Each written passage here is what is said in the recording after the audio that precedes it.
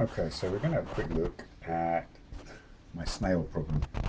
I think I said on my last video that they were kind of unsightly, and that was the only problem. I think there are just far too many of them.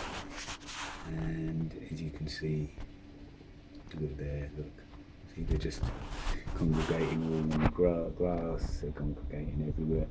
Part of it, I think, is because I haven't got the right or the best possible substrate. I mean, there's a wrong substrate, but I've got silica sand in there, and of course that's what they make their shells out of. So that's quite good for them in one sense. So they quite like it.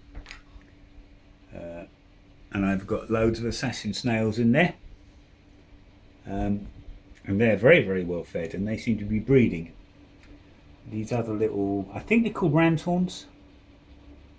They seem to be a little better at breeding than the assassin snails.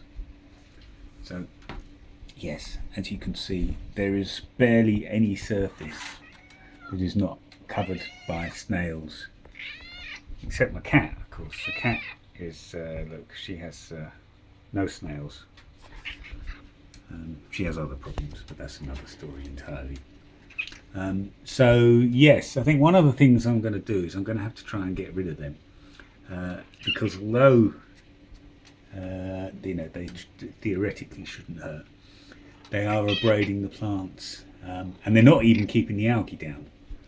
Now I know obviously that I've got a lot of algae because I'm putting CO2 into the tank and I've got an awful lot of light there, but I think if I'm honest, I'd rather have algae eaters.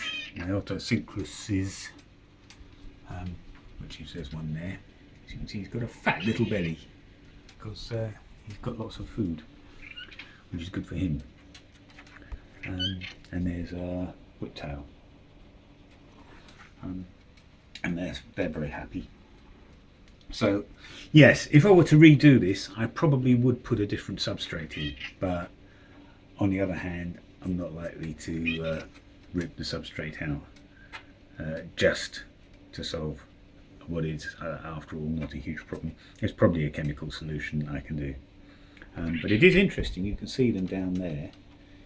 You see some of them just, I know my camera's not very steady, sorry about that. You can see them, they actually live in the substrate and they burrow. And it's quite interesting, it looks quite freaky when you see them burrowing in and the substrate suddenly starts moving all of its, seemingly of its own accord. That can be very freaky. Anyway, there you go. Treaties to snails. Thank you.